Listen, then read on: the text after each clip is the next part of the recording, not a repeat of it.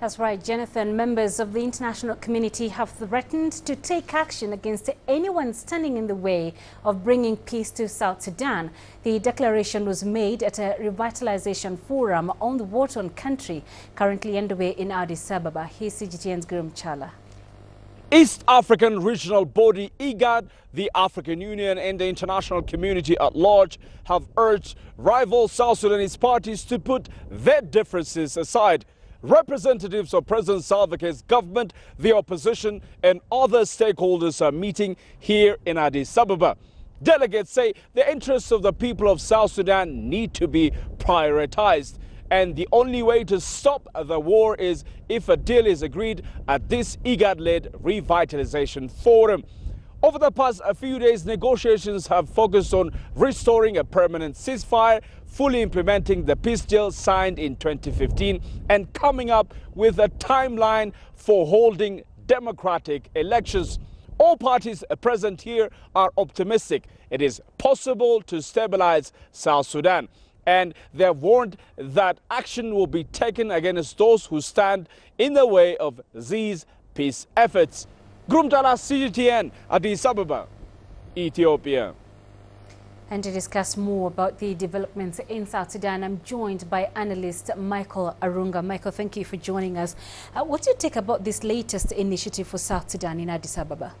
Thanks, Penina. I'm asking myself why, first of all, meet in Addis. We have venues in South Sudan, and these meetings would take place there. So I think it's important that we look at the aspect of the expenses around, flying people to Addis. I was in Addis in 2014. Still same meetings in Addis. At the hotel where I was staying, different stakeholders. I think there's need to be able to relook at the meetings.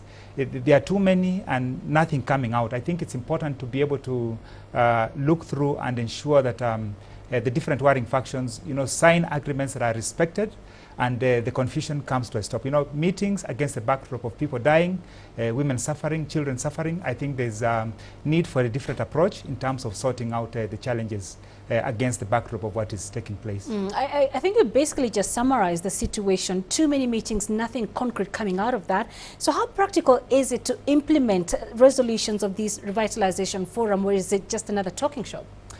The whole issue of continued meetings and agreements needs to be moved forward. We have, especially the mandate of the United Nations, the peacekeepers. I think the mandate needs to be relooked at, moving out of being peacekeepers into peace enforcers.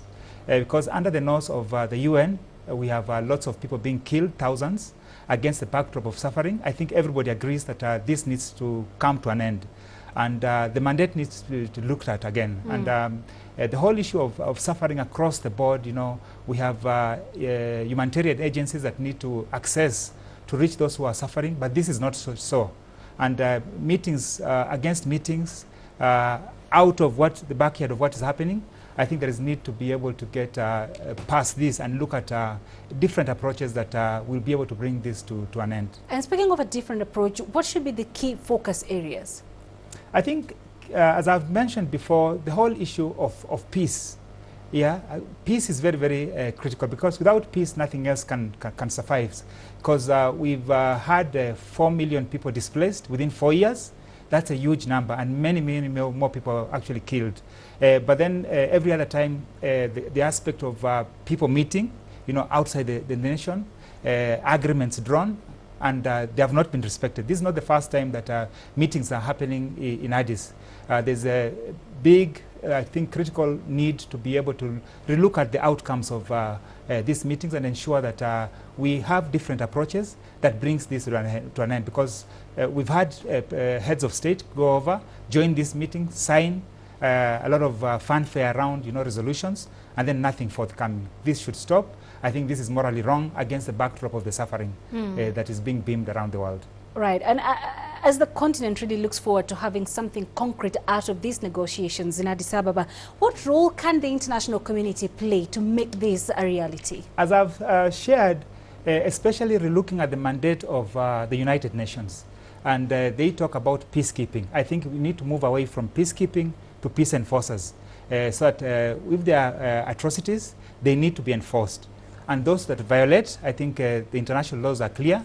They need to be arrested, and I think steps taken so that this doesn't become a talk shop.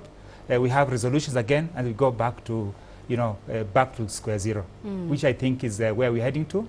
It's not strange. I've been in Addis against the backdrop of these meetings. People stay in, 3, 4, 5-star hotels, sign proper agreements. They are flown in on international flights. They are not staying under the conditions where the rest of the people are suffering, especially within Malakal or Pibor or those kind of areas. Women, children are really suffering. I think there's need to be able to look at these meetings in light of the common man. Right. Yeah. Great perspectives. Michael Arunga, thank you very much. We appreciate your time.